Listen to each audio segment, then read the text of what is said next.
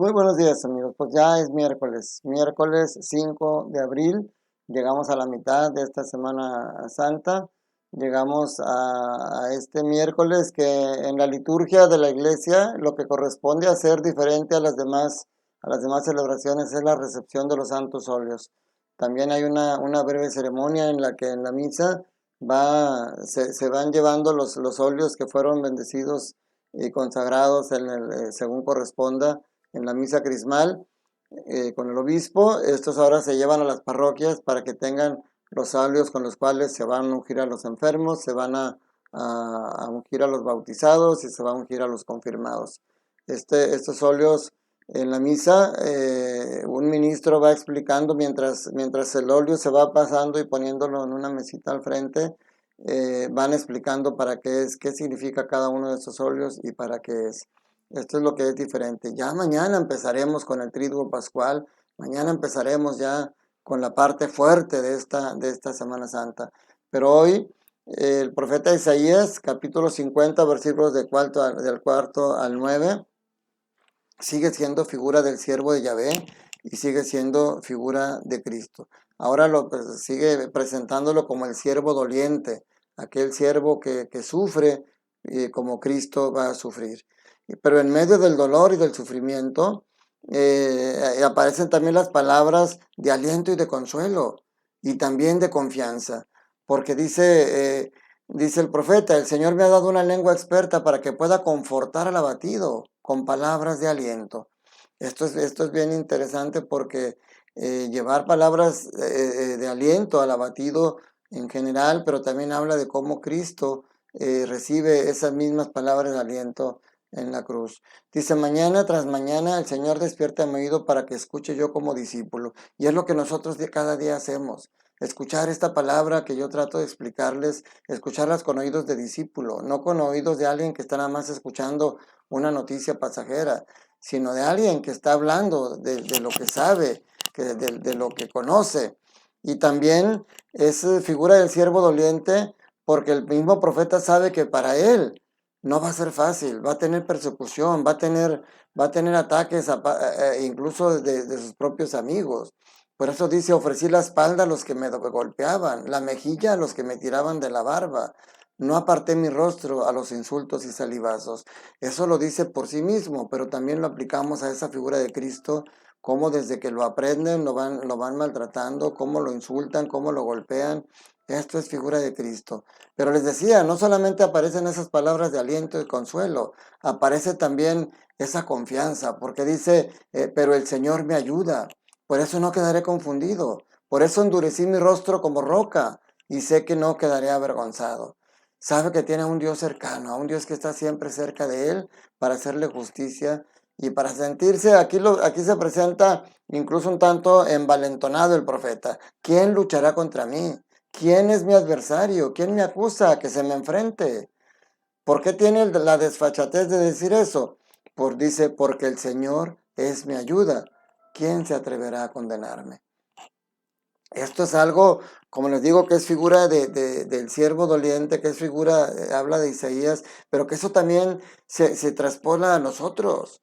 Nosotros, tú tienes que tener esa confianza de un Dios cercano, de un Dios que te ayuda, y que cuando tú estés pasando por esos momentos difíciles, como dice el profeta, recibirás palabras de aliento, recibirás consuelo, y recibirás la fuerza y la ayuda del Señor para no quedar confundido ante los ataques del enemigo. Qué hermoso, se fijan cómo dentro del dolor que vamos viviendo en esta semana, porque se está anunciando ya lo que va a vivir Cristo, pero al mismo tiempo nos van anunciando el beneficio que eso implica para nosotros como discípulos de Jesús. Seguiremos meditando esto durante la semana. Hoy Mateo capítulo 26, versículo 14-25, en este pasaje de este evangelio, de alguna manera Mateo nos repite lo que ya Juan ayer nos decía acerca de la traición de Judas. Hoy lo narra él con sus palabras, pero Mateo también nos narra cómo se fue gestando esa traición. Dice: Judas, uno de los 12, fue a ver a los sumos sacerdotes y les dijo: ¿cuánto me dan si les entrego a Jesús? Fíjense qué desfachatez. O sea, ¿qué habría? Decíamos ayer, Juan nos decía que el diablo entró en el corazón de Judas, por eso él va con una tranquilidad a decir, ¿cuánto me dan si se los entrego? Ellos quedaron en darle 30 monedas de plata. Y esto que dice es dramático. Y desde ese momento andaba buscando una oportunidad para entregárselo. O sea, todo estaba ya planeado, porque incluso más adelante nos dirá, cuando lo apresan en el monte de Getsemaní, que la señal que habían convenido era un beso en la mejilla, porque sabían que podía entregárselo, que lo más seguro era entregárselo en la noche, y para no confundirse, la señal era un beso en la mejilla. Mateo, después de narrarnos cómo se fue gestando eso, ahora nos ubica ya en el primer día de la fiesta de los panes ácimos, cuando ya se acercaba la Pascua, empieza también desde ahí, desde la preparación para esa cena pascual, donde Jesús va a dar este anuncio de la traición. En esa preparación ya está implícito, ya Jesús les está dejando entender que ya, así como ayer le decía, todavía estaré un poco con ustedes. Ahora cuando le dicen dónde vamos a preparar la cena de la Pascua, les dice Jesús, vayan a la ciudad, a la casa de fulano y díganle, el maestro dice, mi hora está ya cerca. O sea, el Señor sigue dándoles esas señales, ya está llegando el final. Va a llegar el momento ya en el que se cumpla lo que les he dicho, los 3 anuncios de la pasión que hacía en Marcos.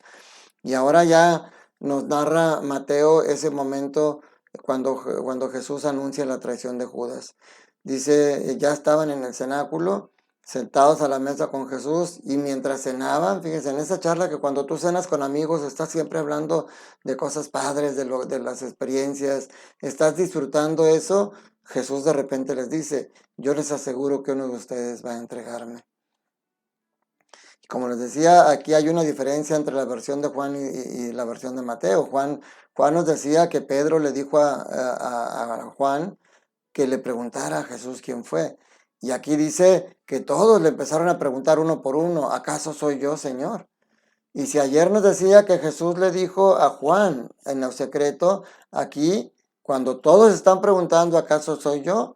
Jesús responde, o sea, aquí Mateo nos dice que todos escuchan, que él dice, el que moja su pan en el mismo plato que yo, ese va a entregarme.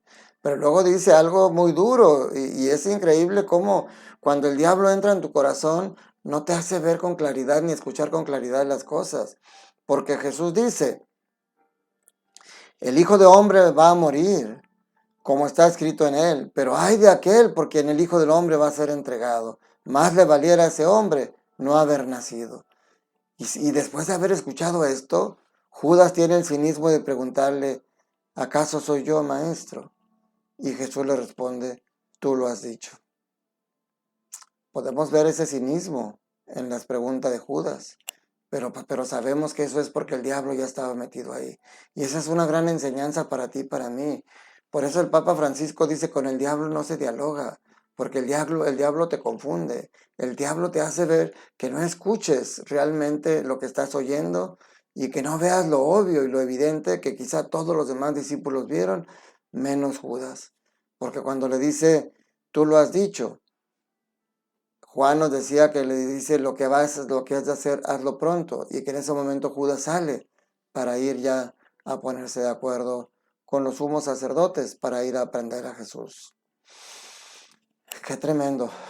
Respiro profundo porque tomo fuerza del Señor para lo que vamos a empezar a vivir a través de mañana, a través de este jueves sacerdotal, en el que vamos a ver precisamente la institución de la Eucaristía y la institución del sacerdocio. Respiren profundo, vuelvan a leer las lecturas, mediten lo que hemos visto esta semana y preparémonos para vivir con intensidad el Triduo Pascual, el misterio de nuestra salvación. Que la bendición de Dios Todopoderoso, Padre, Hijo y Espíritu Santo, descienda sobre ustedes, sus familias, trabajos, escuelas y permanezca para siempre. Dios te ama, Dios quiere que seas feliz y Dios quiere que deseches todo lo malo que hay en ti para que dejes salir la luz que Cristo ha puesto en tu corazón. Por eso te invito a que le digas a Jesús hoy, Señor, tómame como soy y hazme como quieres que yo sea. Un fuerte abrazo para ti y tu familia.